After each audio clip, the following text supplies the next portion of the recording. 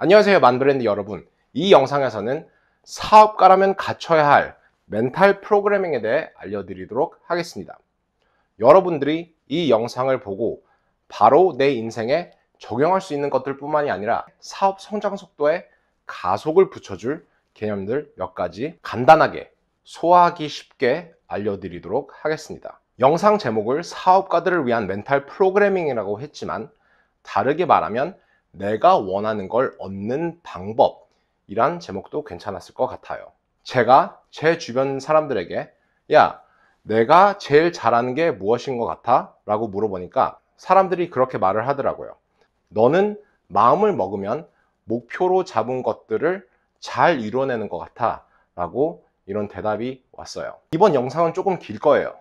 제가 컨텐츠를 어떻게 낼까 생각을 해봤는데 여러 개의 짧은 영상을 자주 내는 것보다 내용이 꽉 찬 영상을 2, 3주에 한 번씩 내는 게 더 많은 사람들에게 도움이 될 것 같아 그러기로 했습니다. 만브랜드 채널에서 그리고 채널 첫 영상에서 어떤 주제와 내용을 다뤘으면 좋을까 생각을 많이 해봤는데요. 처음에는 모든 사업가들이 사용할 수 있는 사업 전략집 같은 거를 만들려고 했습니다. 마케팅과 사업에 대한 내용만 다루려고 했는데 지난 몇 주간 제 인스타그램 라이브 방송을 통해 많은 분들과 소통을 하다 보니 제 첫 영상의 방향을 살짝 바꾸기로 했어요. 제가 사업을 하면서 경험 그리고 멘토한테 들은 거, 책에서 읽은 거 이런 것들을 통해서 배운 성공적인 인생 전략과 마인드셋에 대해서 얘기해 보도록 하겠습니다. 이건 정말 중요해요. 제가 개인적으로 생각했을 때 마케팅과 사업 전략보다 이게 훨씬 더 중요합니다.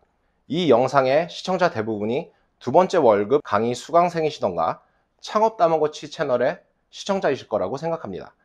하지만 저를 모르시는 분들을 위해 이 사람이 도대체 누구기에 성공과 사업에 대해 이런 얘기를 하고 있지? 라고 생각하시는 분들을 위해 간략한 제 소개를 하겠습니다.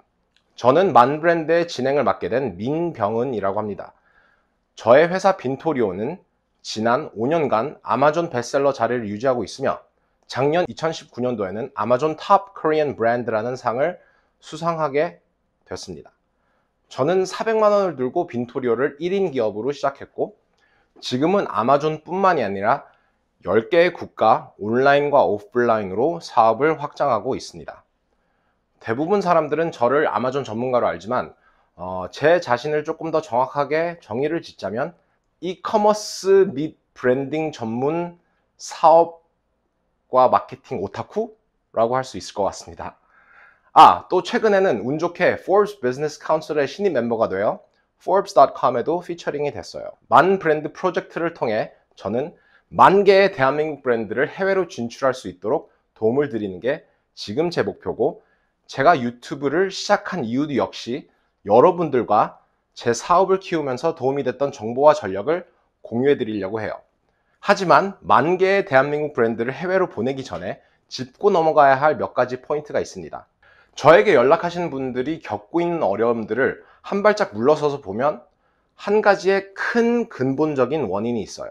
그거는 바로 사람들이 방향과 방법을 찾는 방법을 모른다는 거예요. 사업을 시작할 때 두려움, 혼란, 그리고 난감함, 누구보다도 잘 이해하고 공감합니다. 이 영상을 보시는 초보 사업가 그리고 예비 사업가 분들에게 조금이나마 도움이 됐으면 하는 마음에 이런 영상을 찍게 됐어요. 제가 이번 영상을 준비하면서 만약에 내가 지금 5년 전에 민병훈이었다면 무슨 말이 가장 도움이 됐을까? 그런 생각을 하면서 스크립트를 썼어요. 방향과 방법을 찾는 방법만 안다면 사업뿐만이 아니라 내가 목표로 하는 모든 것들을 갖는 게 조금 더 쉬워져요. 제가 봤을 때 이런 혼란의 원인은 크게 두 가지가 있습니다. Number one 이유, 정보 과다. 요즘에 창업, 사업 관련 컨텐츠가 너무 많아요. 스마트 스토어, 구매대행, 블로그, 아마존, 쿠팡. 저 같아도 어디에서 시작하고 무얼부터 해야 될지 결정을 내리는 게 정말 힘들 것 같습니다. 제가 DM으로 가장 많이 받는 질문 중에 하나가 바로 이 질문이에요. 어디서부터 시작해야 되는지. 그리고 number two, 대부분의 유튜브나 책에 나와 있는 내용들을 보면 뭐뭐뭐 하는 법, 구매 대행하는 법, 이렇게 이런 컨텐츠가 많더라고요. 이런 게 나쁘다는 건 아니에요. 저 역시 아마존 강의를 2번째 월급에서 하고 있습니다. 하지만 제 생각에는 이런 기술들, 스킬들보다 더 근본적인 사업에 대한 이해와 성공에 대한 마인드셋이 중요하다고 생각해요. 전쟁에서 군대가 군사 계획을 설립할 때 작전 계획을 전략적 strategic 수준, 작전적 operational 수준, 그리고 전술적 tactical 수준, 이런 3가지 티어로 나누게 되는데요. 전술은 작전을 성공시키기 위해, 그리고 작전은 전체적인 전략을 성공시키기 위해 존재합니다. 이 3가지 단계 중에서 당연히 전략적인 단계가 가장 중요하고요. 뭐뭐뭐 하는 법, 이런 거는 전술적, maybe 작전적 단계에 해당하는 일들이고, 이 영상에서는 조금 더 전략적인 것들을 다루도록 하겠습니다. 전술적 그리고 작전적 일들이 안 중요하다는 건 절대로 아니에요. 하지만 전략이 부실하다면, 베이스로 깔린 게 부실하다면 이 모든 게 다 무너져요. 모든 것은 내면에서부터 시작합니다. Everything is first created in the mind. 예술가가 되려면 예술가의 마인드셋, 생각, 그리고 사상을 먼저 가져야 아름다운 예술품도 만들 수 있는 겁니다. 아름다운 예술품을 어쩌다가 만들게 돼서 예술가의 생각과 사상을 갖는 게 아니에요. 성공도 마찬가지입니다. 내가 성공과 어울리는 사람이 돼야 돼요. 성공한 사람의 관점을 갖고 성공한 사람처럼 생각을 하고 성공한 사람의 그릇을 먼저 만들어야 됩니다.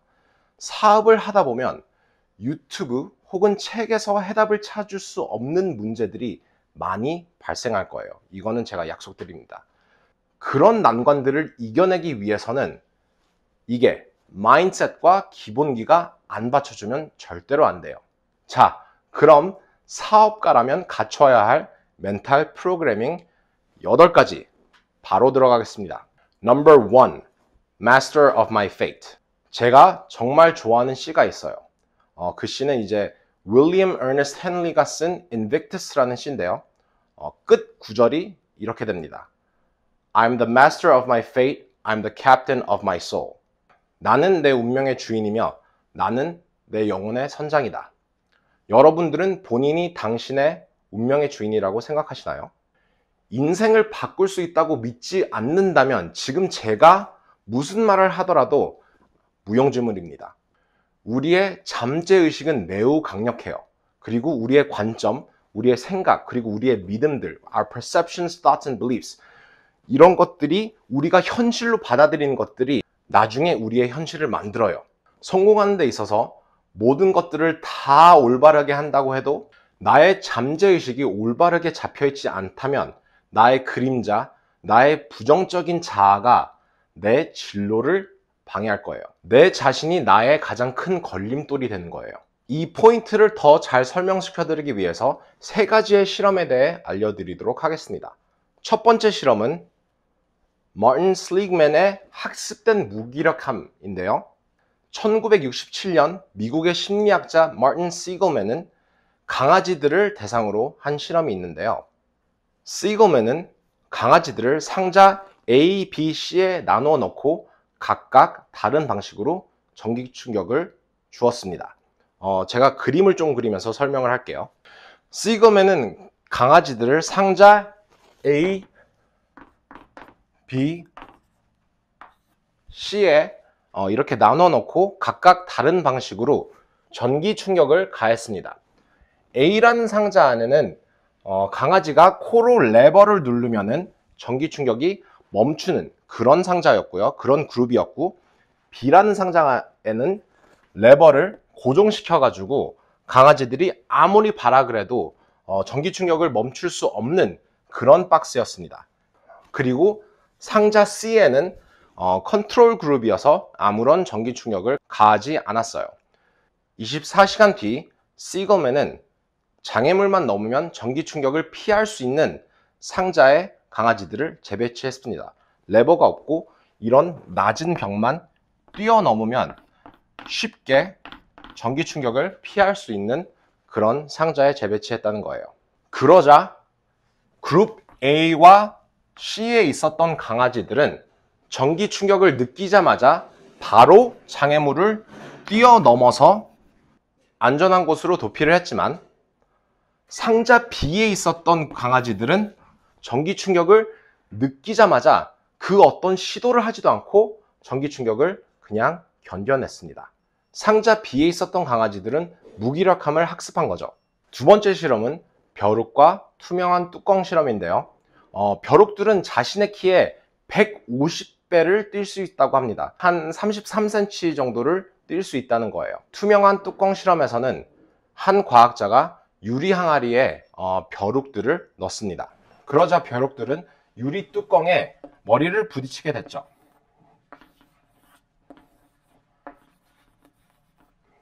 뚜껑의 높이에 익숙해진 벼룩들은 이제 부딪히지 않으려고 뛰는 높이를 조절하기 시작했습니다.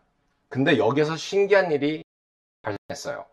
뚜껑을 제거한 뒤에도 벼룩들은 이 뚜껑의 높이 한계를 학습하게 되어 항아리에서 탈출할 수 없게 되었습니다. 마지막으로 말씀드릴 것은 Baby Elephant Syndrome인데요. 코끼리는 힘이 세서 큰 나무를 뿌리채 뽑을 수 있습니다. 큰 어려움 없이도 집 한 채를 무너뜨릴 수 있죠. 이렇게 힘이 센 코끼리를 아프리카에서 어떻게 길들인지 알고 계시나요? 코끼리가 아직 새끼일 때 매일 밤 밧줄이나 쇠사슬로 나무에 묶습니다. 자유롭게 돌아다니는 게 코끼리의 본성이어서 새끼 코끼리는 밧줄을 계속 끊으려고 합니다. 그러나 아직 아기인 코끼리는 나무를 이렇게 무너뜨릴, 그리고 쇠사슬을 부러뜨릴 힘이 없죠. 자유로워지려고 계속 시도를 하다가 코끼리들은 소용없다는 걸 학습하게 되고 금세 포기하게 됩니다. 이런 코끼리는 다 나중에 자란다고 해도 가는 새끼 밧줄로 작은 나무에 묶을 수 있게 돼요. 육지 동물들 중 가장 힘이 센 거대한 코끼리가 과거의 한계의 아기 코끼리 신드롬에 의해 현재 능력을 제한받는다는 거예요. 인간은 한 가지를 제외하고 이런 코끼리와 똑같습니다. 우리는 과거에 만들어진 이런 잘못된 한계를 받아들이지 않기로 선택할 수 있다는 거예요. 내 환경이 나의 믿음과 한계점을 정의짓게 하면 안 돼요. 여러분들은 내 환경이 어떻게 나의 믿음과 한계점을 만들었는지 생각해 보신 적이 있나요? 저도 이런 제한적인 생각들, limiting beliefs, 이런 것들을 제 머릿속에서 없애느라 정말 많은 노력을 했어요. Whether you believe you can or you can't, you're probably right. 자신이 할 수 있다고 생각하던 할 수 없다고 생각하던 당신은 옳을 것이다. 영어로 이런 명언이 있어요. 제 주변에도 그런 친구들이 있어요. 해보기도 전에 두려워서 시작을 못하는 사람. 이런 분들을 만날 때마다 저는 너무 안타깝고 한편으로 정말 답답해요. 제가 이런 사업은 어때? 이런 커리어 방향은 어때? 아무리 옆에 달라붙어서 괴롭혀도 그들은 항상 안 될 이유만 찾습니다. 저는 이런 거에 정말 동의를 못해요. 그들 눈에는 안 될 이유가 보이지만 제 눈에는 될 이유밖에 안 보이거든요. 지금 이 카메라, 여러분들이 저를 보고 있는 핸드폰 스크린이나 컴퓨터 스크린, 이런 분필, 이런 커피, 모든 것들이 누군가가 생각해내고 누군가가 사업을 만들어서 성공시킨 증거물이에요. 심지어 바깥에 있는 콘크리트, 건물들, 이거 다 누군가가 만든 거잖아요. 그쵸? 누군가가 사업 아이디어로 만들면 좋겠다라고 생각을 하면서 성공시킨 증거물이에요.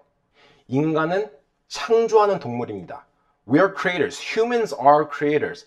그래서 사람이 신과 가장 근접한 동물이라고 그런 말이 있는 것 같아요. 하지만 그렇게 생각하지 않는 사람들은 안 될 이유만 보입니다. 여러분, 노란 자동차, 노란 자동차, 노란 자동차, 노란 자동차만 생각하면 눈에 노란 자동차가 잘 보여요. 그쵸? 문제점, 문제점, 문제점만 생각하면 내 눈에 보이는 게 문제점밖에 없습니다. 마찬가지로 해결책, 해결책, 될 이유, 될 이유만 생각하면 보이는 게 해결책밖에 안 보입니다. 내 자신에게 하는 말들을 조심스럽게 선택을 하세요. 그리고 주변 사람들이 원래 이렇게 하는 거야, 다들 그렇게 해, 이런 제한적인 생각을 받아들이지 마세요. 내 인생을 살면서 쌓아왔던 이런 제한적인 생각들, 갖고 있는 믿음들이 나를 내 앞길을 막고 있지 않을까, 그런 생각을 한 번쯤 해야 됩니다. 이거는 남이 대신해 줄 수 있는 부분이 아닙니다. 정보를 알려드릴 수 있지만 대신 이해해 드릴 수 없듯이 동기부여, 내 열정을 키우는 것은 자신만 할 수 있는 거예요. 누가 대신해 줄 수 있는 게 아니에요. 그리고 don't underestimate the power of your mind and your subconscious. 내 정신과 내 무의식의 힘을 과소평가하지 마세요. 그리고 믿으세요. You have to believe. 결국에는 당신이 선택하는 겁니다. 내가 선택하는 거예요. You have to make the choice. You are who you choose to be. You choose. Number 2, Polaris, 북극성.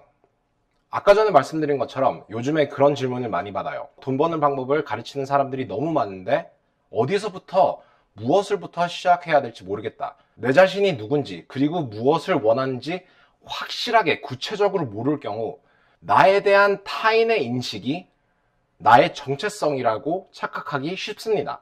뭐 예를 들어 너는 이런 사람이야 라고 딴 사람이 얘기하면 내 정체성이 부족하면은, 내 정체성에 대한 이해가 부족하면은 아, 난 그런 사람이구나 라고 받아들이기 쉽다는 거예요.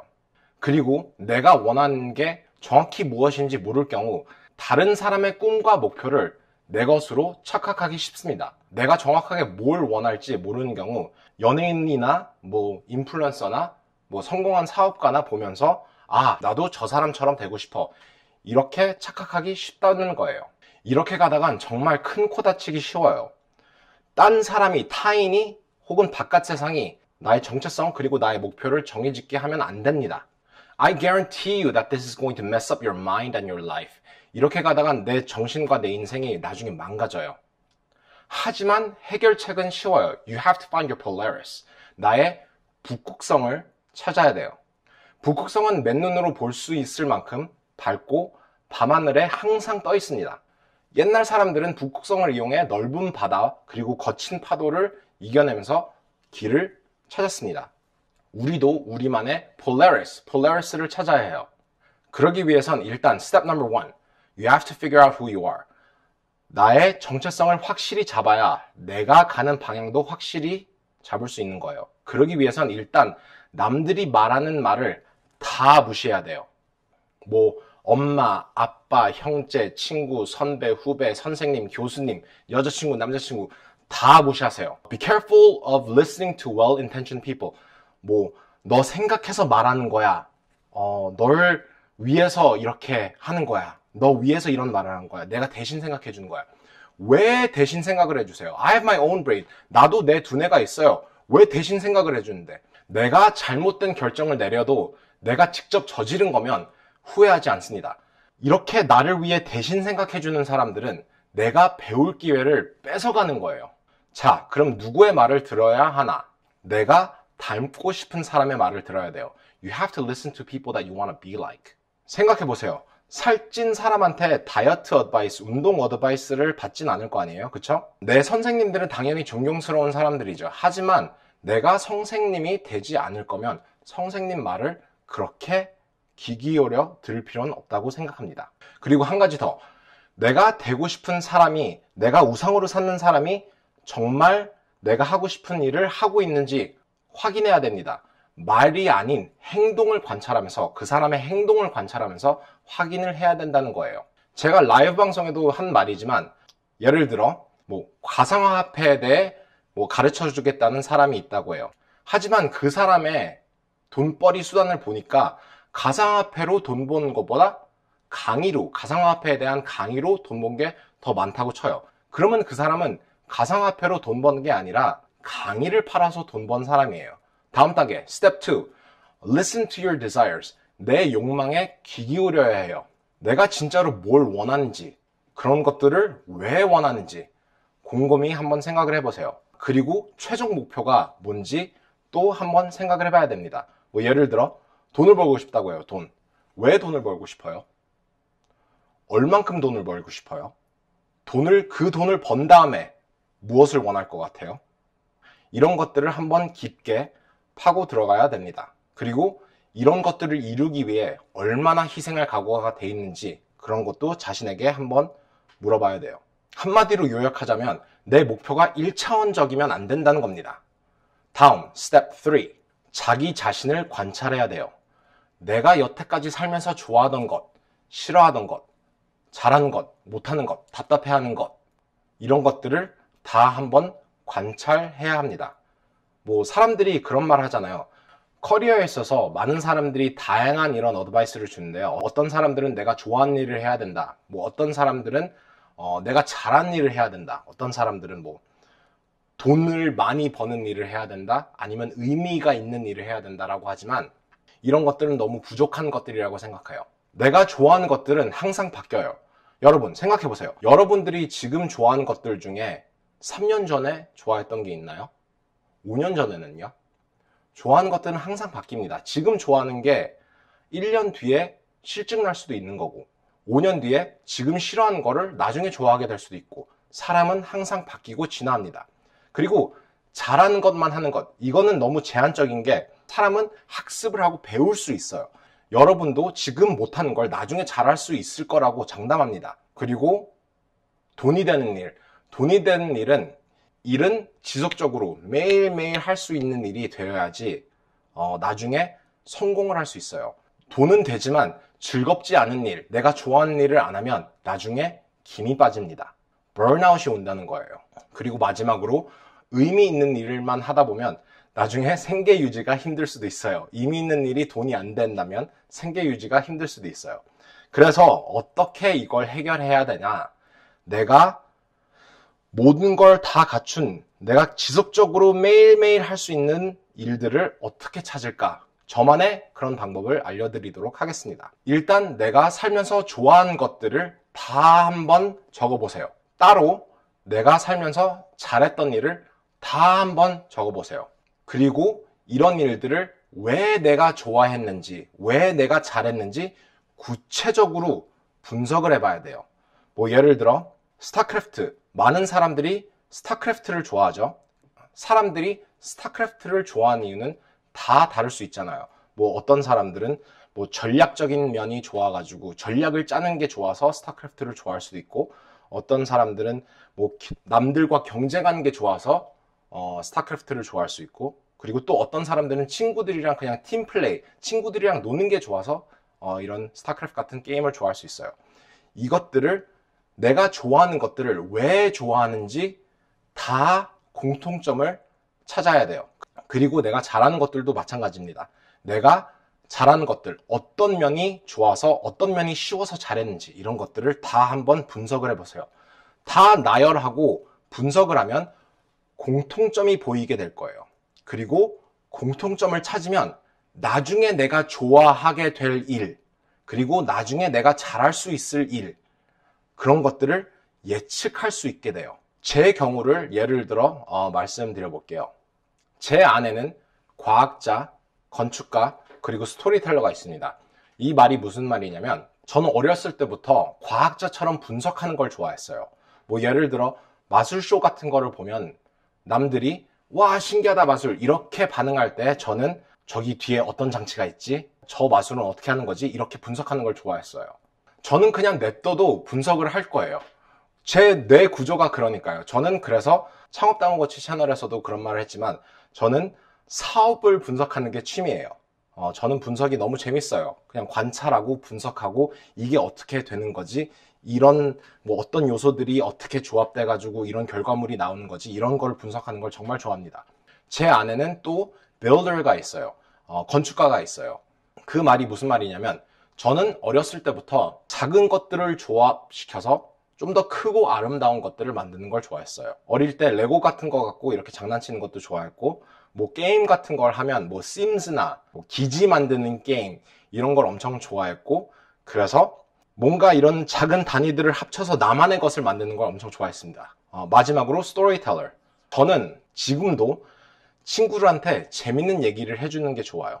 제가 분석한 것들, 야 이거 알아? 이렇게 돼서 이렇게 된대. 재밌지? 이런 것들을 얘기해 주는 걸 좋아해요. 이 세 가지, 과학자, 건축가, 그리고 스토리텔러, 이 세 가지 요소들을 다 조합시켜 보니까 저는 사업가더라고요. 사업 모델들을 분석해서 작은 단위로 쪼갠 다음에 이 사업에서 이런 엘레멘트, 이 사업에서 이런 요소들을 다 조합시켜서 새로운 비즈니스 모델을 만들고 스토리텔링을 통해서 사람들에게 마케팅을 하고, 이런 것들이 너무 재밌어요. 저는 저는 그냥 냅둬도 사업을 할 겁니다. 돈을 못 벌어도 사업을 할 거예요. 왜냐면 저는 사업가니까요. 이런 식으로 나의 진로를 정해야 돼요. 그래야지 매일 할 수 있는 일이 생겨요. 저는 슬퍼도 사업을 할 거고, 화나도 사업을 할 거고, 기뻐도 사업을 할 거고, 무슨 일이 있던 저는 그냥 사업을 할 겁니다. 왜냐면 저는 그런 사람이니까요. Number 3. How to get better at things. 일을 하면서 거의 못하는 게 없는데 제가 많은 것들을 잘하는 이유는 두 가지 개념을 알고 있어서 그래요. 첫 번째 개념은 resources versus resourcefulness. 그리고 두 번째 개념은 무언가를 빨리 배우는 능력. 이 두 가지를 알고 있어서 저는 제 사업을 급속도로 성장시킬 수 있었습니다. 이 중 resources versus resourcefulness. 토니 로빈스가 말하기엔 자원이 많은 사람들보다 자원을 끌어모을 줄 아는 사람이 나중에 성공을 할 수 있다라는 말을 하셨는데 제 주변에 성공한 사람들을 보면 진짜 다 그래요. 그 사람들은 자원이 많다고 하기보단 그때그때 필요한 정보 그리고 뭐 방법들 이런 것을 정말 잘 찾아냅니다. 왜 주변에 그런 사람들이 있잖아요. 뭐 난 이게 없어서 안 돼, 난 돈이 없어서 안 돼, 난 백이 없어서 안 돼, 나는 흙수저여서 안 돼, 난 집안이 안 돼, 이런 사람들이 많잖아요. 그런 사람들을 위해 재밌는 통계 두 가지를 알려드리도록 할게요. 전 세계의 백만장자들을 분석을 했을 때 백만장자들 중에서 자수성가한 돈 없이 시작한 백만장자가 몇 프로인지 아세요? 80%입니다. 80%. 억만장자도 그거와 비슷해요. 억만장자들도 자수성가한 억만장자가 69%나 됩니다. 그리고 또 다른 통계를 말씀드리자면 재벌 집안의 2세가 재벌로 남는 퍼센티지가 몇 프로가 되는지 아세요? 30%밖에 안 됩니다. 그리고 2세대가 3세대까지 재벌로 남아있는 퍼센티지는 2세에 10%밖에 안 된다고 해요. 이렇게 치면 어떻게 보면 돈을 갖고 시작하는 게 핸디캡이라고 볼 수도 있습니다. 제가 전에 말씀드렸죠. 저는 사업을 분석하는 게 취미라고. 제가 미국에 있는 사업들을 여러 개를 분석해 봤는데 신기한 걸 하나 찾아냈어요. 사업들 중에서 오히려 돈이 너무 많아서 사업에 실패하는 사람들이 있더라고요. 제가 아는 VC 형도 그런 말을 했어요. 야 병원아, 회사가 돈이 많다고 꼭 성공하는 게 아니더라. 저도 그 말에 전적으로 동의합니다. 회사를 제대로 운영하는 방법을 안 배우고 그냥 자본력으로 모든 문제를 해결하려고 하는 사업들을 보면 나중에 힘든 시기가 분명히 와요. 그게 왜 그러냐면 돈으로 해결이 안 되는 일이 분명히 있을 거 아니에요. 근데 자본력으로 모든 걸 해결하다 보면 창의적으로 문제를 해결하는 방법을 터득하지 못해요. 돈이 없어서 망하는 회사보다 창의적으로 문제를 해결 못해서 망하는 회사가 훨씬 더 많습니다. 그래서 여러분들도 자원이 많지 않다고 한탄하시지 마시고 자원을 끌어들이는 능력을 키우시려고 노력하세요. 그리고 넘버 2, 무엇이든 빨리 배우는 능력. 이거는 제 두 번째 월급 강의에서도 말씀드린 개념이기도 하지만 여기에서 한 번 더 조금 더 구체적으로 말씀드리도록 하겠습니다. 제가 처음 사업을 시작했을 때 모든 일을 다 혼자 했어요. 제가 1인 기업으로 사업을 시작했다고 말씀드렸죠. 제가 사업을 시작했을 때 뭐 디자인 작업도 제가 했고 영상 찍는 것도 제가 혼자 다 했고 뭐 포토샵, 카피라이팅, 마케팅, 페이스북 광고 돌리는 거, 아마존 광고 돌리는 거 이거 다 제가 혼자 바닥부터 배웠습니다. 이건 제 자랑하려고 말씀드리는 게 아니에요. 제가 이 모든 것들을 단기간 안에 빨리 배운 방법을 지금 알려드리려고 하는 겁니다. 어떠한 스킬을 빨리 터득하려면 5개의 단계만 기억하시면 됩니다. 첫 번째, observation, 관찰. 두 번째, imitation, 모방. 세 번째, analysis, 분석. 네 번째, creating variations, 변형. 그리고 마지막으로 5번째, innovation, 창조. 많은 사람들은 무언가 새로운 스킬을 배울 때 innovation, 창조부터 하려고 해요. 왜 그런 사람들 있잖아요. 뭐 마술 같은 거를 처음 배울 때 뭐 사람을 반으로 가르는 거 이런 거부터 고난이도 그런 기술들을 먼저 배우려고 사람들이 대부분 그러잖아요. 그러면 안 돼요. 기본기가 안 다져져 있는데 어떻게 그런 고난이도의 기술부터 해요? 마술의 기본은 misdirection, 눈속임이랑 storytelling. 이 두 가지를 먼저 배워야지 나중에 이런 고난이도 사람 반으로 자르는 거, 뭐 사람 이렇게 공중부양시키는 거 이런 거를 다 할 수 있는 거예요. 대부분 사람들은 먼저 창조를 하려고 하고 창조하다가 안 되면 그 다음에 이제 변형을 하려고 해요. 지금 현재 존재하는 무언가를 이제 변형시켜서 현재 존재하는 사업을 조금 바꿔서 하려고 하다가 그것도 안 되면 그제서야 이제 왜 안 되는지 이제 분석을 하려고 하고, 분석을 하려고 해도 아무것도 보이지 않잖아요. 이해가 안 되니까. 분석을 하려고 하다가 그게 안 되면 또 모방, 이미테이션 하려고 하고, 그런 회사들 많잖아요. 미국에 있는 회사들 그대로 카피하는데 망하는 회사들. 그런 회사들 많잖아요. 이미테이션 하려고 하는데 안 되고, 그제서야 이제 나중에 관찰을 합니다. 이런 식으로 가는 것보다, 밑에서부터 위로 올라가는 것보다 위에서 밑으로 내려가야 돼요. 첫 번째, 먼저 관찰을 해야 됩니다. 관찰을 해야지 내가 나중에 무엇을 따라할지, 누구를 따라할지, 누구한테서부터 배워야 할지 그게 눈에 보이기 시작해요.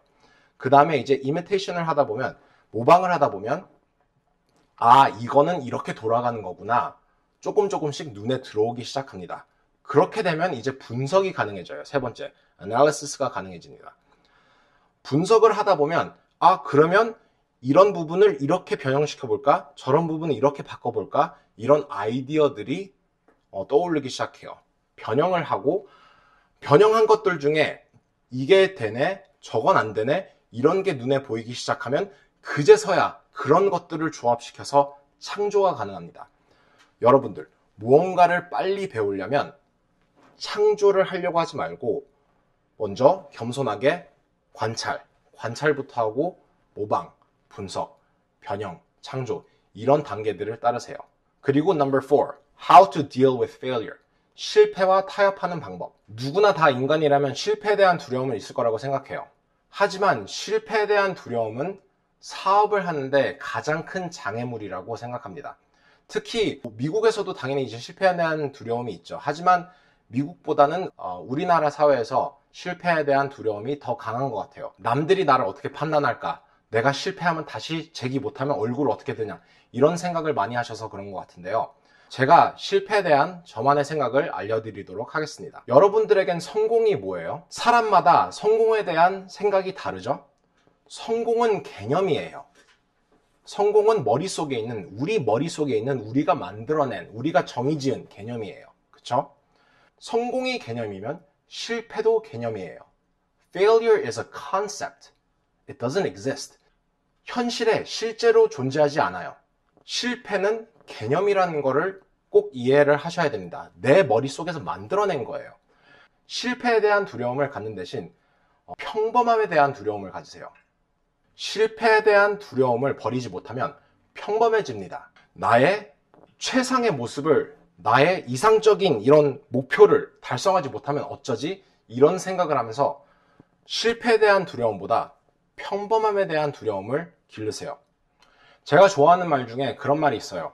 The master has failed more times than the beginner has ever tried. 초보자가 시도한 횟수보다 고수가 실패한 횟수가 훨씬 더 많다. 한마디로 말씀드리자면 성공한 사람들도 많이 실패했다는 거예요. 어떻게 보면 실패는 성공의 requirement입니다. 필수 조건이에요. 제 주변에도 성공한 사람들 보면 다 여러 번의 실패를 겪었어요. 실패는 성공의 필수 조건이라면 차라리 빨리 실패를 하고 빨리 성공하는 게 낫지 않겠어요? 여러 번 실패해도 딱 한 번만 성공하면 됩니다. 이 모든 건 다 게임이에요. 사업도 게임이에요. 하지만 실패에 대한 두려움을 버렸다고 해가지고 멍청한 짓은 하면 안 됩니다. 너무 사업에 올인을 해가지고 완전히 게임 오버가 되지만 않으면 됩니다. 라운드 2를 해야 될 거 아니에요.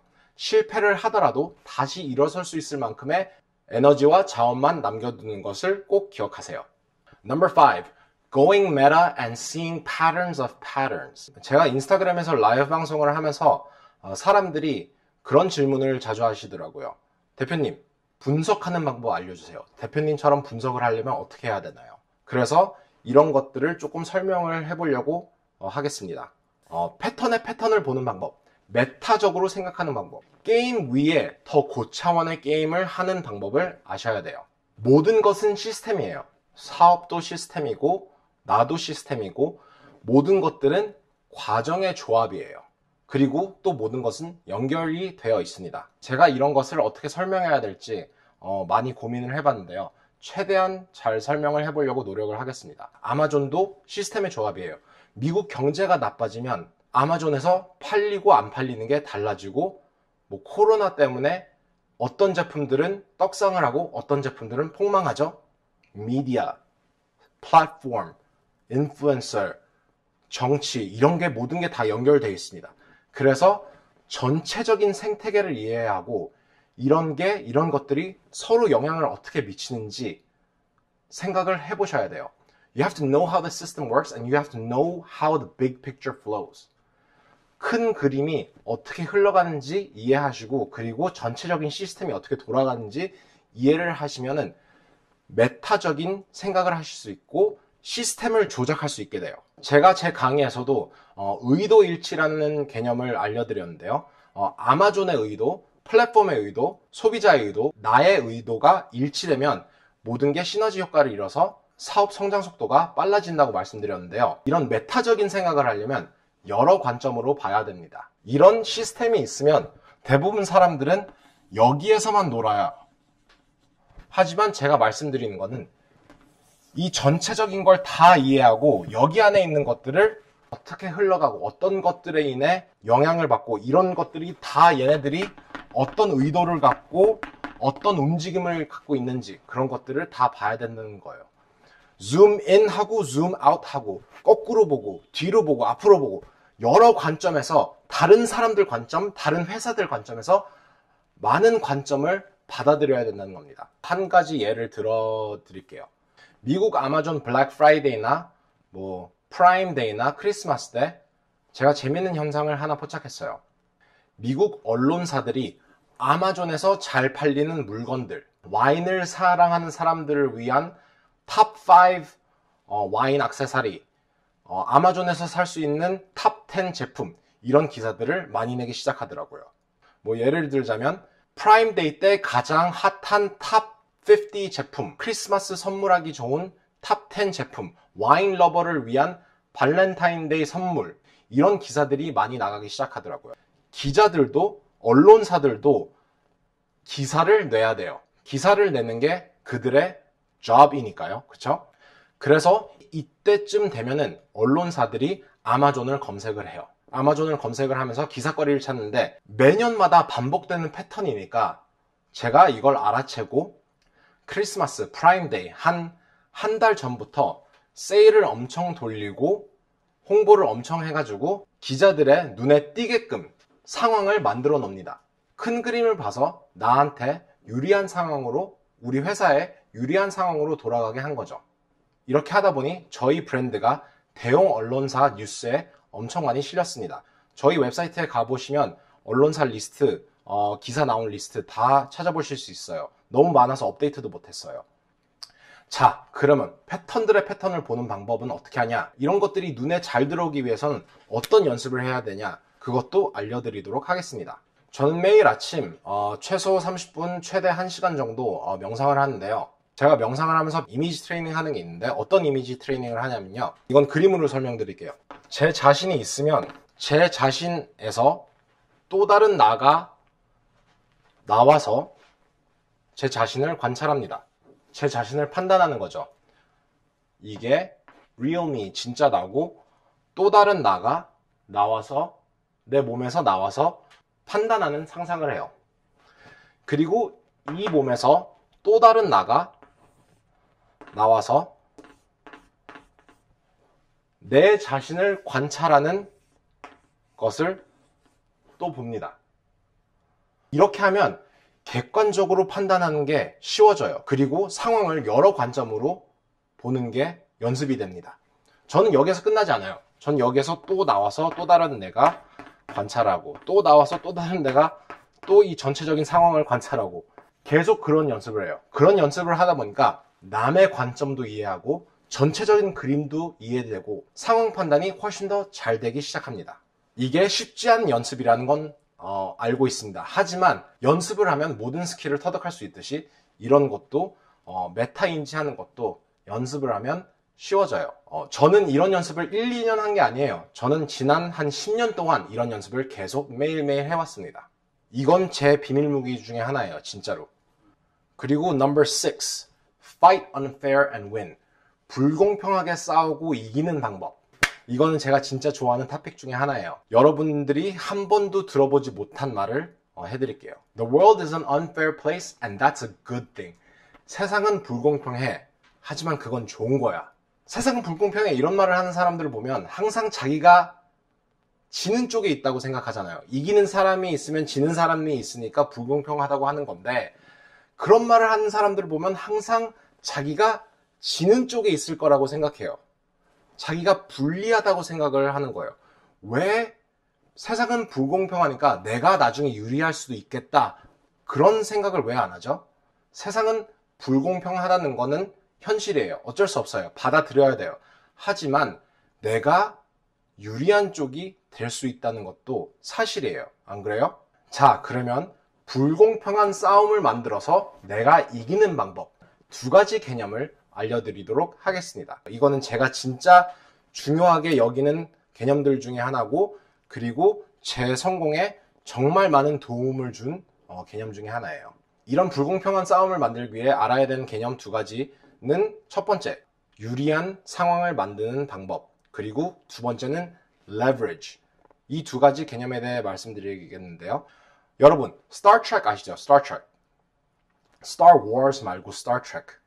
Star Trek 세계관에 스타트랙 대원들을 훈련시키기 위해 어떤 시뮬레이션이 있는데, 그 시뮬레이션의 이름은 코바야시 마루 시나리오라는 시뮬레이션이 있어요. 코바야시 마루 시나리오는 no-win 시나리오예요. 스타트랙 후보생, 훈련생들이 아무리 발악을 해도, 아무리 어떤 방법을 선택해도 무조건 지는 no-win 시나리오입니다. 이 코바야시 마루 시나리오는 스타트랙 대원들이 압박되는 상황에서 어떠한 결정을 내릴지, 압박을 이겨내는 방법을 훈련시키기 위한 이런 시뮬레이션인데, 스타트랙 세계관에서 코바야시 마루 시나리오를 이긴 사람은 단 한 명밖에 없습니다.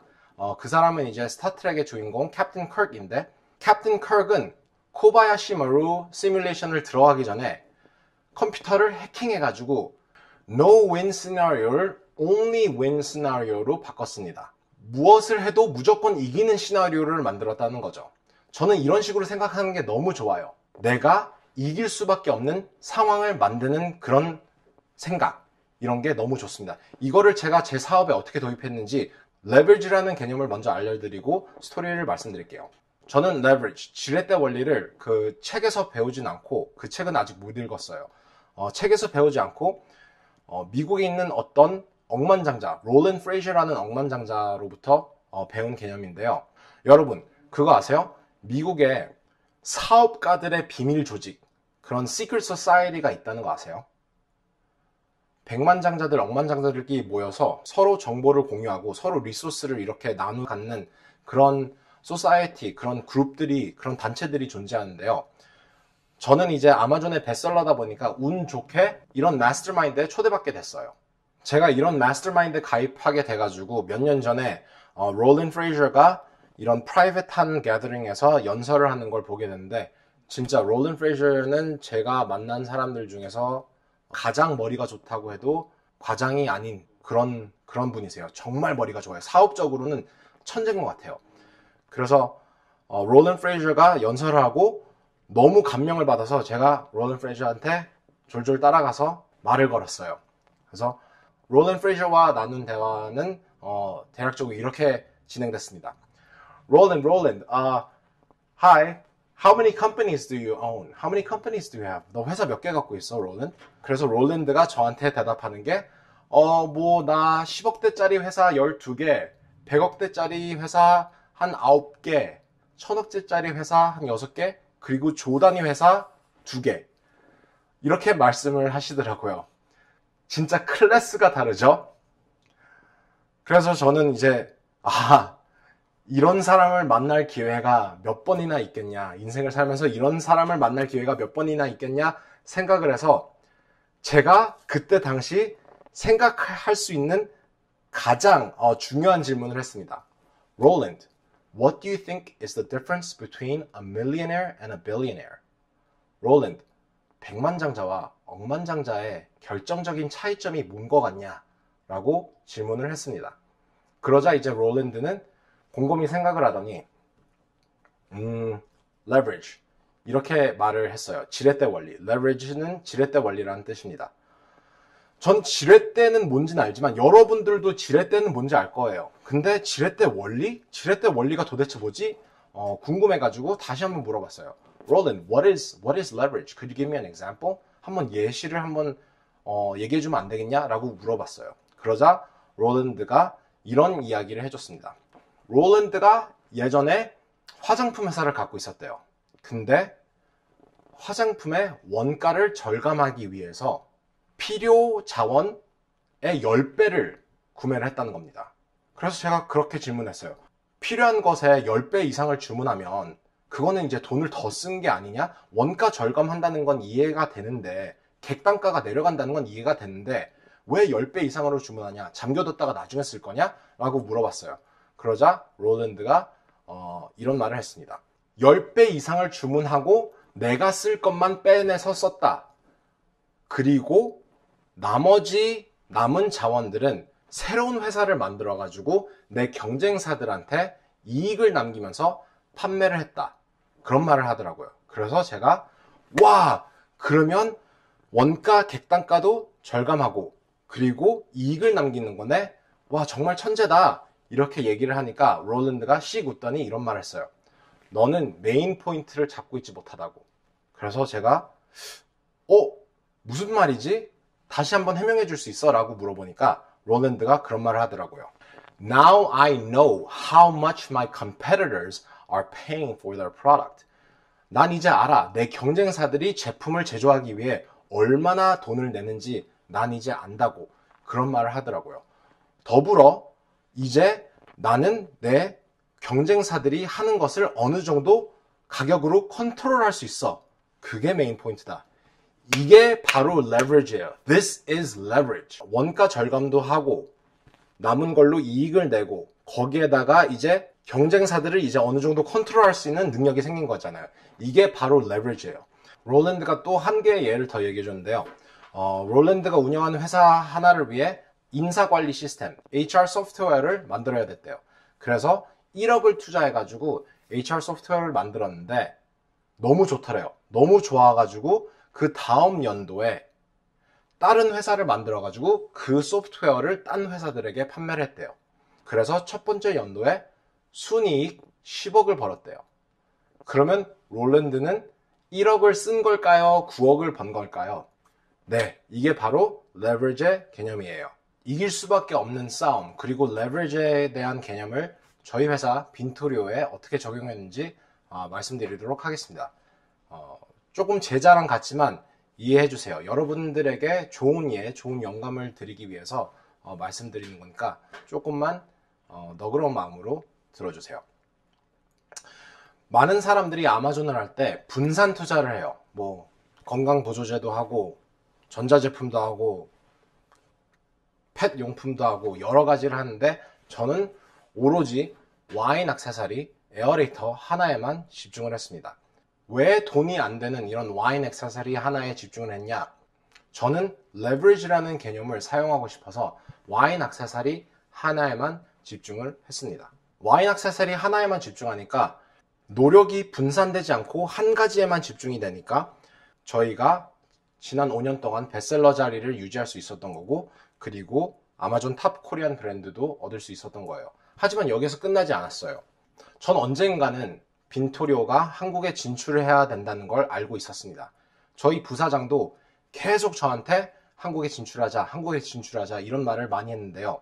제 부사장이 제 제일 친한 친구 중 한 명이기도 해요. 그리고 제가 정말 믿는 친구이기도 합니다. 하지만 한국 진출이 솔직히 조금 두렵긴 하더라고요. 왜냐면 이제 와인 에어레이터에 대한 수요가 거의 아예 없었어요. 왜 결국에 진출을 했냐면 레버리지를 사용할 수 있는 기회가 포착이 됐어요. 한국 와인 업계의 진출을 가장 효율적으로 하려면 어디로 들어가야 될까요? 네, 와인 판매량이 가장 많은 이마트로 진출하는 게 가장 현명하겠죠. 그래서 이마트의 SNS, 유튜브 채널, 뭐 인스타그램 이걸 다 팔로우했습니다. 인스타그램이랑 유튜브, 이마트의 인스타그램이랑 유튜브를 팔로우했는데 한순간 그런 컨텐츠들이 보이기 시작하는 거예요. 이마트 유튜브 채널을 봤는데 와인 관련 컨텐츠가 벌써 8개나 있네. 뭐 이마트가 뭐 와인 홍보 이런 신문 기사도 많이 내고 와인 관련 인스타그램 포스트를 많이 올리네. 이런 게 보이기 시작한 거예요. 그래서 저는 깨달았죠. 아, 지금이 때다. 지금이 한국 진출하기에 딱 좋은 시기이기도 하고, 그리고 이마트로 들어가야지 한국 시장에 진출을 할 수 있겠다라고 생각이 든 거예요. 저는 한국 진출을 조금 더 현명하게 하고 싶었어요. 그래서 이마트에 들어가기 위해서 계획을 짰습니다. 일단 이마트에게 접근하는데 우리는 아마존 탑 와인 브랜드기도 하고, 이마트가 지금 와인 관련 사업 계획이 있다는 걸 알고 있다. 그런 거를 레버리지 시킬 수 있는 상황을 만든 거죠. 이마트는 매년마다 우수협력업체라는 그런 공모전 같은 걸 해요. 신문 기사에 나온 걸로 의하면 제품들을 위한 K-팝 스타 이렇게 홍보를 하더라고요. 그래서 빈토리오는 글로 아니면 사진으로 설명하는 것보다 직접 시음해야지 임팩트가 더 강하니까 이런 공모전에 들어가는 게 훨씬 더 좋겠다라고 판단을 했어요. 그래서 저희는 우수협력업체에 참관하게 됐고, 조금 더 이길 수밖에 없는 게임을 만들기 위해 여건 조성을 했습니다. 어떻게 했냐? 협력업체에 들어가기 전에 빈토리오를 아마존 베스트셀러다, 뭐 이런 뉴스 기사, 그리고 뭐 블로그 포스트, 인스타그램 홍보, 소식을 많이 퍼뜨렸어요. 그리고 더불어 뭐 페이스북 광고를 운영하실 줄 아는 분들은 아시겠지만 정밀 타겟팅이 가능합니다. 인터넷으로 조사 조금만 하면 다 나와요. 이마트에 어떤 부서가 있고 직원들이 대략적으로 연령대가 어떻게 되며 사는 지역이 어디고 이마트 본사 지역이 어디고, 그리고 심지어 이마트를 라이크한 사람들을 정밀 타겟팅할 수 있어요. 그래서 저희는 빈토리오 제품을 설명하는 영상을 만들고 페이스북 광고를 엄청 돌렸습니다. 페이스북이랑 인스타그램 광고를 엄청 돌렸어요. 한마디로 말씀드리자면 공모전을 들어가기 전 이마트 직원분들에게 빈토리오를 미리 사전에 엄청 홍보를 한 거죠. 아마존 베스트셀러다, 그리고 와인 맛이 엄청 좋아진다, 원리는 이렇다, 이런 준비를 엄청 많이 했습니다. 그래서 저희는 공모전을 들어가자마자 거의 우대를 받으면서, 특별 우대는 아니고요, 우대를 받는 듯이 들어가기 힘든다는 이마트에 단 한 번에 들어가게 됐어요. 아마존 베스트셀러라는 위치를 이용하고, 그리고 사람들에게, 이마트 직원들에게 빈토리오를 사전에 미리 알리고 이길 수밖에 없는 게임, 레버리지를 하고 이길 수밖에 없는 게임을 만든 거죠. 여기서 끝나지 않았습니다. 그 비슷한 시기에 아마존 코리아가 아마존 셀러들을 모집하려고 하는 노력이 또 보였어요. 저는 이마트에 입점했다는 소식을 들고 그거를 아마존 코리아에 있는 사람들에게 엄청 열심히 홍보를 했어요. 야, 니네들 이제 아마존 코리아 셀러들 많이 모아야 되지 않냐? 우리를 제발 성공 사례를 써달라. 이렇게 부탁은 안 했지만 서제스트를 많이 했습니다. 우리가 정말 잘할 수 있다. 나중에 우리 뉴스 기사도 많이 낼 거다. 이런 식으로 이마트에 들어갔다는 것을 또 한 번 더 레버리지 해가지고 아마존이 내는 홍보물에 실리게 됐습니다. 이렇게 상황을 레버리지를 하고 하다 보니까 나중에 뭐 유명 유튜브 채널에 출연할 수도 있게 되고 기사도 많이 나가고 빈토리오가 한국에 진출하기 딱 좋은 상황을 만든 거죠. 레버리지의 개념은 간단하게 말씀드리자면 하나를 먼저 갖고 이걸 이용해가지고 딴 걸 갖고, 이제 2개가 있으니까 이 2개를 이용해가지고 또 딴 걸 또 갖고, 이런 식으로 해가지고 더 큰 것을 만드는 게 바로 레버리지입니다. 여러분들도 분명히 레버리지 할 수 있는 게 있을 거예요. 여러분들이 지금 갖고 있는 걸 갖고 또 딴 걸 무엇을 얻을 수 있을까? 또 딴 걸 무엇을 만들어낼 수 있을까? 곰곰이 한번 생각해 보세요. 계속 하나하나씩 모으다 보면 나중에 더 큰 게 생길 거라고 장담합니다. Number 7. 사업 운을 만드는 법. 자, 사업 운을 만드는 법에 대해 알려드리도록 하겠습니다. 어떤 중국인 백만장자가 이런 말을 했어요. 사업 운은 내 능력 곱하기 내가 만나는 사람의 횟수라고. 제가 해석하기에는 내 능력 곱하기 내가 노출되는 기회의 수라고 생각합니다. 왜 이제 능력이 있어야지 이제 나중에 기회가 오면 그걸 활용할 수 있잖아요. 능력 그리고 만나는 사람들 둘 중에서 내가 더 잘 컨트롤할 수 있는 거는 내가 컨트롤할 수 있는 거는 내 능력이에요. 저는 개인적으로 만나는 사람의 횟수를 늘리려고 하는 것보다 제 능력을 키우려고 노력을 합니다. 솔직히 저는 그렇게 생각해요. 내가 능력이 있으면 사람들이 알아서 찾아온다고 생각해요. 왜 그런 사람들 있잖아요. 친구들 중에서 분명히 그런 친구들이 있을 거예요. 인맥 넓히려고 하는 친구들. 능력은 없는데 인맥만 넓히려고 하는 친구들. 이거는 솔직히 별로 좋은 전략은 아닌 것 같아요. 왜냐면 1 곱하기 100은 100이잖아요. 내가 능력이 1인데 만난 사람이 100이면 아웃풋은 100이에요.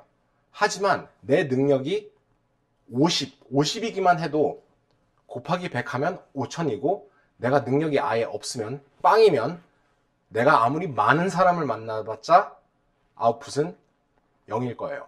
그래서 여러분들도 더 많은 사람들을 만나고 더 많은 기회를 찾는 데에 집중하는 것보다 나의 능력을 키우는 데 집중하셨으면 좋겠어요. 그림으로 한번 표현해 볼게요. 제가 인스타그램에서 본 그림인데 여기 이 점이 나예요. 그리고 여기 주변에 날아가는 이런 선들이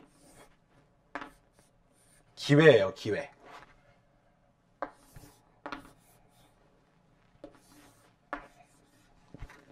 내가 준비를 함으로써 나의 능력을 키우면은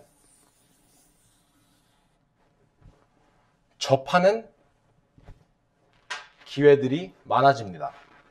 여기 이 기회가 여기서 또 성공이 이루어지고 여기서 성공이 이루어지고 여기서 성공이 이루어지고 여기서 성공이 이루어지고 여러분들도 남들한테서 기회를 얻으려고 하는 것보다 나의 능력을 키워서 기회가 나중에 찾아온다면 더 많은 기회를 활용할 수 있도록 그렇게 하세요. 그리고 마지막으로 number 8. Grow well and help others grow well. 혼자 성공한 사람은 없어요. 저 역시 도움을 많이 받고 이렇게 회사를 키울 수 있었습니다. 제 부사장, 사랑하는 직원들, 그들 없이는 그리고 저를 도와줬던 친구, 멘토들, 그들 없이는 저는 성공을 못했을 거예요. 혼자 성공한 사람이 있다고 하면 그거는 분명히 거짓말일 겁니다. 저를 그동안 도와줬던 사람들은 저한테 엄청 소중해요. 제가 성격이 좀 내성적이어가지고 주변에 사람들이 많이 없는데 저를 도와준 key persons, 주요 인물들이 있어요. 이런 주요 인물들을 제가 어떻게 끌어모았는지 제 방법을 알려드리도록 하겠습니다. 그런 상상을 해보세요. 자동차를 타고 고속도로를 가다가 자동차가 망가졌어요. 망가진 자동차를 옆에 세워두고 내려서 히치하이킹을 한다고 해요. 히치하이킹을 하고 있으면 지나가는 사람들이 과연 멈춰서 도와주는 사람들이 몇 명이나 될까요? 별로 없겠죠? 어떤 미친놈인지도 모르는데 어떤 이상한 사람일지도 모르는데 왜 멈춰서 내 차에 태워요? 그쵸? 하지만 또 다르게 생각해보세요. 고속도로를 가다가 차가 망가졌어요. 그리고 차에 내려서 내가 내 자동차를 계속 밀고 가고 있어요. 내 자동차를 내가 계속 밀고 가고 있으면 그러다 보면 언젠가는 옆에 사람이 와서 같이 밀어주고 있습니다. 내가 열심히 하는 모습을 남들에게 보여주고 그걸로 남들에게 영감을 줘야지 나한테도 도움이 오는 거예요. 대부분 사람들은 항상 도움을 받을 생각만 하잖아요. 제가 너무 운 좋게도 훌륭하신 멘토분들을 많이 알게 됐습니다. 그 멘토분들에게 제가 물어봤어요. 멘토님, 왜 굳이 저같이 제가 멘토님에게 해드릴 게 없는데 어딜 봐서 이렇게 도와주시려고 하세요? 라고 물어보면 어린 친구가 열심히 하고 예쁘잖아. 이렇게 말씀을 하시더라고요. 내가 내 자신을 구원해야지 남들도 나를 도와주고 싶어 합니다. 조금 counterintuitive 한다는 걸 알아요. 이거 직관에 반한다는 건 알아요. 제가 이런 멘토분들을 어떻게 모았는지 말씀드리겠습니다. 제가 이제 예전에 공군 통역장교로 오산 공군작전사령부에서 근무를 했는데 거기에서 제가 모시던 장군분이 한 분 계셨어요. 그때 당시에는 이제 원스타셨는데 지금은 이제 포스타 장군으로 진급하셨더라고요. 저는 근데 그분이 분명히 그렇게 될 줄 아셨어요. 훈련 도중 제가 장군님이랑 대화를 나눴는데 장군님이 좀 재밌는 말씀을 하시더라고요. 좀 아재 같은 말씀을 하셨는데 그렇게 말씀하시더라고요. 야, 병원아, give and take 중에서 왜 give가 먼저 오는지 아냐? 이렇게 말씀을 하셨습니다. 그래서 제가 왜 그럴까요, 장군님? 이런 식으로 왜 give가 먼저 옵니까, 장군님? 그렇게 다시 여쭤봤는데 내가 give를 먼저 해야지 나중에 내가 take를 할 수 있을 거 아니야. 이런 식으로 말씀을 하시더라고요. 그때 당시에는 아무렇지 않게 받아들였는데 인생을 살면 살수록 이게 정말 사실이더라고요. 제 주변에 성공한 사람들, 제 멘토들, 제 성공한 친구들을 보면 이런 패턴이 신기한 패턴이 하나 보여요. 오랜만에 만난 성공한 친구를 만나잖아요. 그럼 맨 처음으로 하는 말들이 다 거의 90%의 성공한 사람들이 먼저 하는 말이 뭔지 알아요? How can I help you? 내가 요즘에 뭐 도와줄 수 있는 거 있어? 항상 그렇게 먼저 주려고 해요. 눈에 보이는 성공한 사람과 성공하지 못한 사람의 큰 차이 중에 하나인 것 같아요. 성공한 사람은 본인이 지금 여유가 없어도 항상 먼저 도와주려고 해요. 여유가 있어서 도와주려고 하는 게 아니라 여유가 없어서 도와주려고 하고 남들한테 쓸모있는 사람들이 되려고 하는 것 같아요. 성공한 사람들은. 그래서 여러분들도 주변에 좋은 사람들을 끌어모으고 싶으면 내가 어떻게 먼저 도와줄 수 있는지 그것부터 생각하세요. 내가 가진 게 없어도 분명히 저 사람이 뭘 원하는지 관찰을 열심히 하고 파악을 한다면 내가 도와줄 수 있는 게 조금이나마 도와줄 수 있는 게 작게라도 도와줄 수 있는 게 무언가가 있을 거예요. 전 이런 개념을 회사에 운영하는 데에도 도입합니다. 제 회사의 철칙 중에 하나가 월급 날짜를 꼭 지키자. 그리고 월급은 무조건 따박따박 주자. 이런 게 철칙입니다. 저는 회사가 아무리 힘들어도 제가 월급을 덜 챙기는 한이 있더라도 직원들 월급은 무조건 챙겨줘요. 이거는 뭐 직원들 사기에도 좋지만 전략적으로도 엄청 현명한 거예요. 생각해보세요. 사업은 항상 잘 되는 경우가 드물어요. 좋을 때도 있으면 나쁠 때도 있고 뭐 경제가 조금 힘들어지면 회사가 조금 휘청할 수도 있고 하지만 제 직원들에게 무슨 일이 있더라도 너의 밥그릇은 무조건 챙겨줄게. 제가 이런 사상을 갖고 있다는 걸 직원들도 알고 있으니까 아무리 회사 상황이 힘들어도 직원들은 걱정 없이 열심히 일할 수 있는 거예요. 반대를 한번 생각해 보세요. 내가 엄청 이기적인 그런 버스예요. 이기적인 이런 사장이에요. 항상 내 밥그릇만 먼저 챙기고 직원들은 나 몰라라 하고 그런다고 생각해 보세요. 그러면 회사가 힘들어지는 순간 직원들은 다 없어집니다. 직원들은 바로 다 퇴사해요. 그러면 회사가 오랫동안 유지되지 못해요. 그래서 여러분들도 항상 먼저 give 한다 라고 꼭 생각을 하세요. 내가 멘토로 삼고 싶은 사람들에게 줄 게 없다고 생각하시면 안 돼요. 분명히 무언가가 할 수 있는 게 있을 겁니다. 조사를 하세요. 내 멘토가 내가 멘토로 삼고 싶은 사람이 뭘 원하는지, 요즘에 어디에 빠져 있는지, 뭘 하고 싶어 하는지 그런 거를 조사를 하고 그 사람을 스토킹 하듯이 해가지고 그 사람들에게 조금이나마 줄 수 있는 가치를 찾아보세요. 받으려고 하기만 하면 사람들은 도망갑니다. 주변에 사람들이 안 모여져요. 하지만 내가 여러 사람한테 나눠준다는 것을 많은 사람들한테 보여주고 그리고 사람들에게 실질적인 가치를 작게나마 제공을 하면 언젠가는 사람들이 주변에 많이 모여 있을 겁니다. 자, 긴 영상을 보시느라 정말 수고 많으셨습니다. 저는 정말 여러분들이 이걸 보고 제가 조금이나마 도움이 됐었으면 좋겠네요. 저는 정말 대한민국의 사업가들의 가능성을 믿어요. 그래서 만브랜드라는 프로젝트도 시작한 거고요. 요즘에 보면 한국인들이 세계에 정말 큰 업적들을 많이 이뤄내고 있죠. 여러분들도 그 중에 한 분이 될 수 있다고 저는 의심하지 않습니다. 포기하지 않고 계속 한 개의 꿈을 향해 가다 보면 성과는 이룰 수 있을 거예요. 앞으로 제 인스타그램 그리고 이 유튜브 채널을 통해서 제가 알고 있는 저에게 도움됐던 이런 정보들을 잘 정리해서 여러분들에게 제공할 테니 조금이라도 도움이 됐었으면 좋겠습니다. 네, 그러면 다음에 더 좋은 영상을 갖고 찾아뵙도록 하겠습니다. 감사합니다. 그리고 마지막으로 제 인스타그램에도 많이 팔로우 해주시고, 그리고 구독과 좋아요 한번 눌러주세요.